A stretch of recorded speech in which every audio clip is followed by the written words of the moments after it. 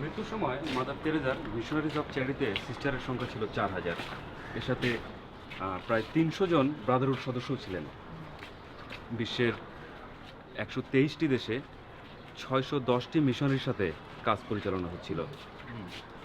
সে সময় কুষ্ঠরোগী, HIV AIDS আক্রান্ত রোগীদের সেবার জন্য চিকিৎসা কেন্দ্র, স্যুপ কিচেন, তারপরে আপনার পরিবার এবং শিশুদের জন্য ট্রেনিং সেন্টার, বিদ্যালয় ইত্যাদি নিয়ে কাজ করা হতো।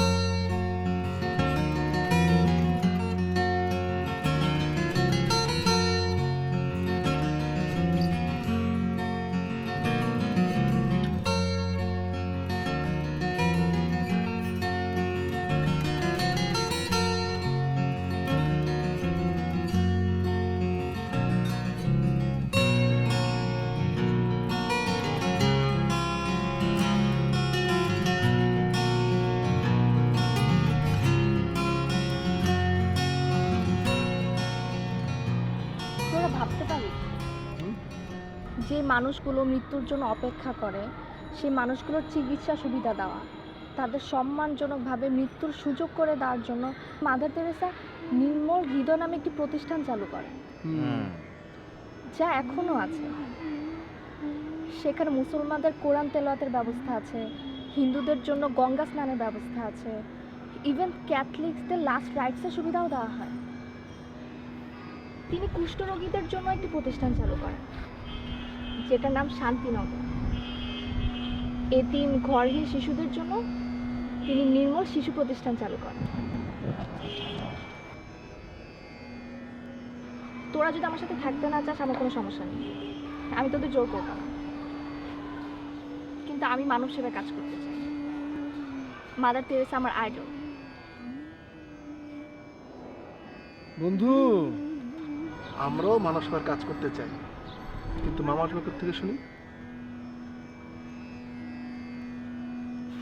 মামা মানে বুঝলি না, টাকা টাকা টাকা আসবে থেকে। শোন, বর্তমান বাস্তবতা ভিন্ন। বর্তমান বাস্তবতা হলো চাচা আপন প্রাণ বাঁচা। শোন, তুই তার থেকে একটা প্ল্যানিং কর কিভাবে একটা বিজনেস করা যায়। আরে মানে কিছু টাকা পয়সা ইনকাম হলো আর কি। আইডিয়া, চল আমরা 3 জন মিলে খাবার হোটেল দিই। হোটেল? হ্যাঁ হোটেল। এতে মানব সেবা হবে আর রোজগার হবে। আর সারাদিন খাবার বিক্রি করার পরে উচ্ছিষ্ট খাবার থাকবে যেগুলো, সেগুলো আমরা গরিবদের মাঝে বিলিয়ে দিব। ব্যাস। Good good idea. আমাদের আগে কিছু অর্থ সংগ্রহ করতে হবে। বন্ধু, তুই ধনী লোকের সন্তান, তোর কাছে টাকা পয়সা ব্যাপার না, টাকা সংগ্রহ করা খুব কষ্টের, অসম্ভব ব্যাপার।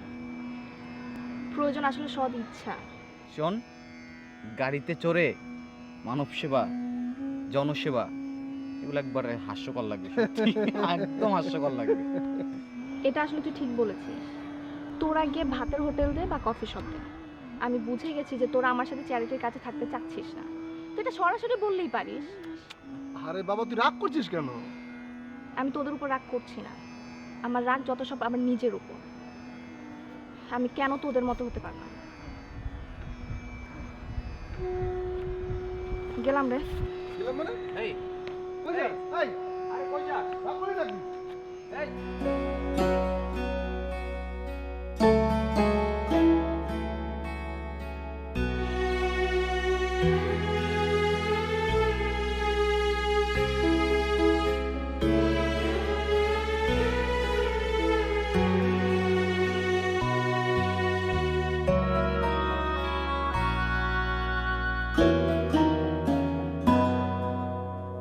যতবার আলো জ্বালাতে চাই নিবে যায় বারে বারে, আমার জীবনে তোমার আসন গভীর অন্ধকারে।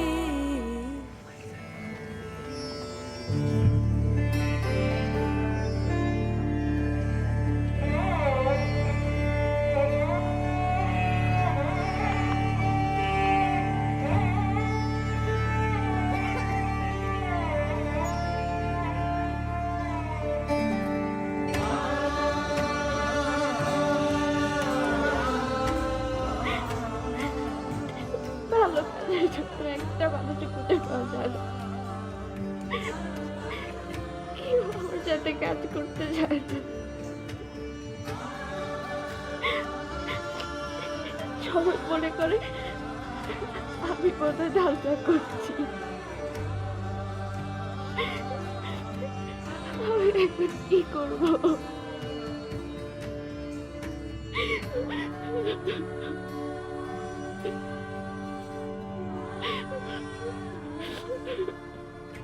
ঈশ্বর তোমার মঙ্গল করুন।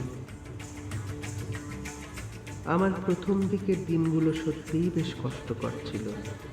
সে সময় আমার হাতে কোনো অর্থ ছিল না। গরিব আর অনাহারীদের খাবার জোগাড় করতে আমাকে দাঁড়ে দাঁড়ে ঘুরতে হয়েছে। ধনী ব্যক্তিদের কাছ থেকে অর্থ সংগ্রহ করতে হতো। এসব কাজ করতে গিয়ে অনেক সময় হতাশা, সন্দেহ ও একাকিত্ব বোধ করেছি। মাঝে মাঝে মনে হতো কনভেন্টের শান্তির জীবনে ফিরে গেলেই বোধহয় ভালো হবে। হতাশ হলে চলবে? মাদার, আপনি, আমি হেরে গেছি মাদার, আমি হেরে গেছি। না, তুমি হারোনি। তুমি হারলে তো মানবতা হেরে যাবে। শুরুতে আমারও এমনটা হয়েছিল।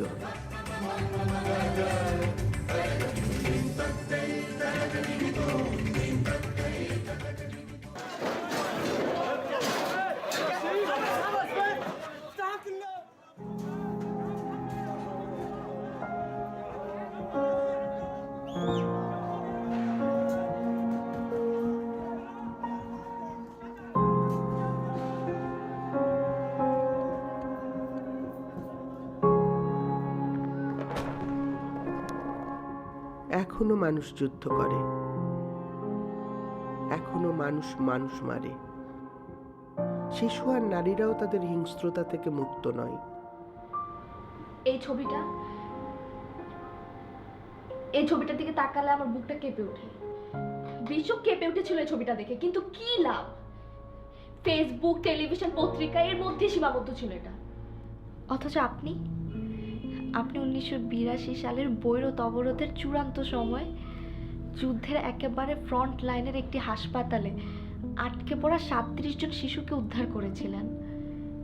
সেনাবাহিনী ও ফিলিস্তিনি গেরিলাদের মধ্যে যুদ্ধ বিরতি ঘটিয়ে আপনি পরিবেশটাকে কিছুটা অনুকূলে এনেছিলেন। এখনকার নারীরা তো এটা ভাবতেই পারে না। কিভাবে পেরেছিলেন আপনি?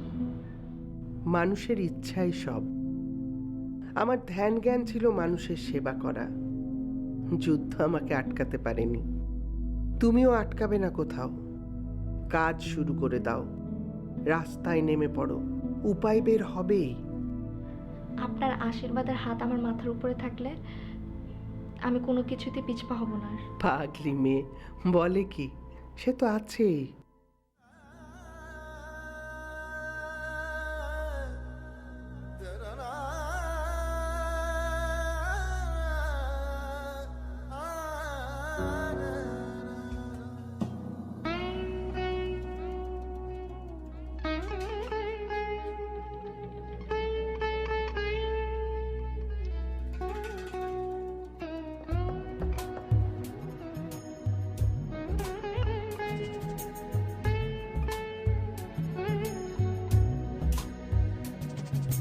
বিনহিনে কেহ চাহে না, তুমি তারে রাখিবে জানি গো।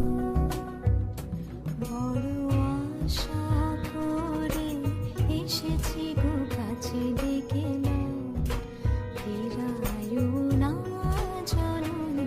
বড় আশা করে এসেছি গো কাছে ডেকে নাও।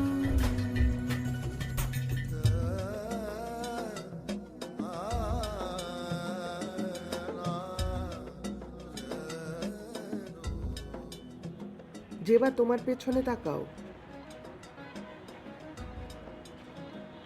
অন্ধ লোকটা রাস্তা পার হতে পারছে না, ওনাকে রাস্তা পার করে দাও। আমার মাথায় কেন এলো না আগে? আপনি আবার আমার থেকে 1 পয়েন্ট বেশি পেয়ে গেলেন। আমার সব পয়েন্ট তোমার জন্য জমা রাখছি। কাজটা করে আসো, সব পয়েন্ট দিয়ে দেবো।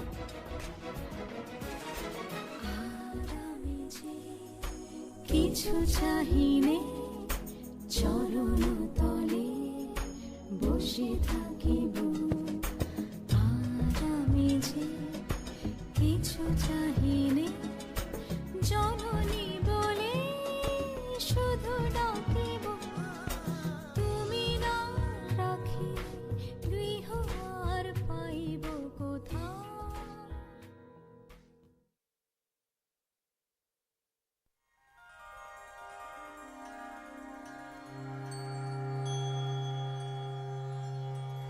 সুদূর আলবেনিয়া থেকে ভারত উপমহাদেশ হয়ে গেলেন মাদার টেরেসা। ম্যাসিডোনিয়া থেকে ভারত, তারপর বিশ্বজয়। আমি ভাবতেই পারি না মাত্র 12 বছর বয়সে আপনি নিজের জীবন উৎসর্গ করলেন মানব সেবায়। এরপর 18 বছর বয়সে গৃহত্যাগ। তোমার তো দেখে আমার জীবনটা মুখস্থ।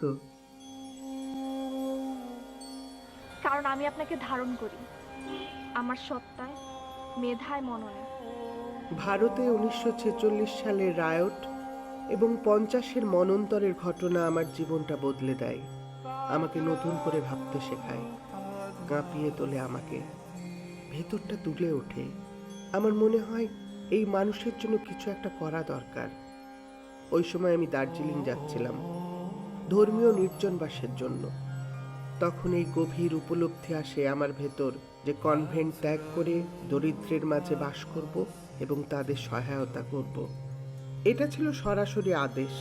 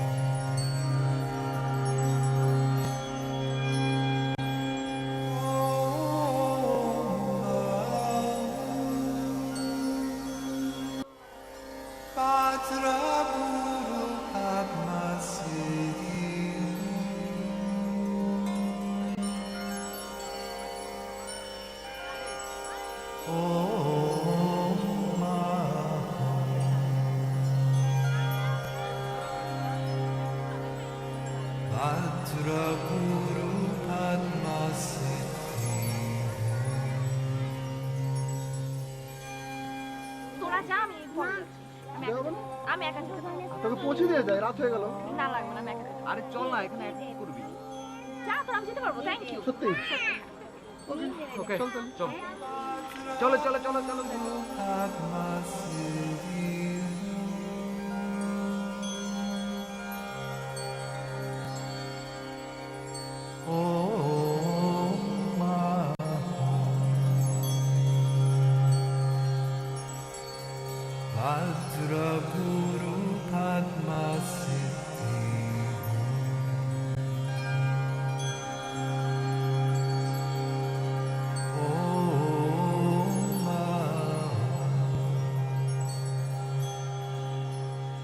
আচ্ছা মাদার, আপনার কাজেরও তো সমালোচনা আছে।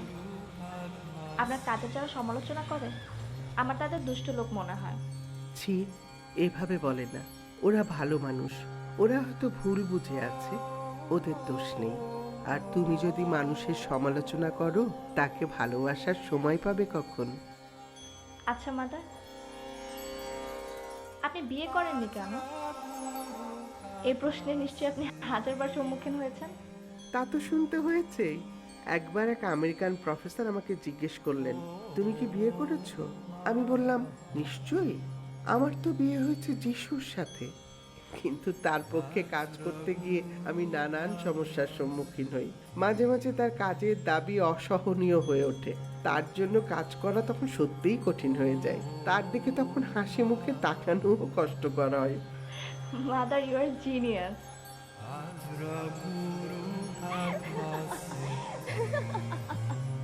হেসে ওঠো পৃথিবী, তোমার কিসের এত দুঃখ, কিসের এত কষ্ট? হেসে ওঠো পৃথিবী, হাসিতেই শান্তি প্রতিষ্ঠিত হয়। তাই জেগে উঠো পৃথিবী, হেসে উঠো পৃথিবী। আমরা যখনই একে অপরের সাথে মিলিত হই, আমাদের শুরুটা যেন হয় হাসির মাধ্যমে, কারণ হাসি হলো ভালোবাসার বহিঃপ্রকাশ। আমরা আসলেই জানি না যে একটি মৃদু হাসিতে একটি ভালো কাজের সূচনা হয়। তুমি তোমার প্রতিবেশীকে আপনার মতোই প্রেম করিবে। তোমার শত্রু যদি ক্ষুধিত হয়, তাহাকে ভোজন করাও। যদি সে পিপাসিত হয়, তাহাকে পান করাও। কেননা প্রেম চিরসহিষ্ণু, প্রেম মধুর, ঈর্ষা করে না।